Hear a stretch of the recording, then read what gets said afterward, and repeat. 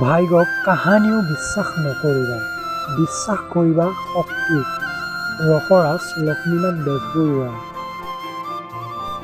School মোৰ মন্দিৰ, মোৰ লক্ষ্য, শিক্ষক মোৰ ভগৱান, কিতাপেই মোৰ বন্ধু মহাত্মা গান্ধী। শিক্ষাৰ উদ্দেশ্য হ'ল মানুহক মানুহৰূপে গঢ়ি তোলা। মানুহৰ পৰিচয় প্ৰকাশত শিক্ষাৰ অৱদান তুলনাবিহীন।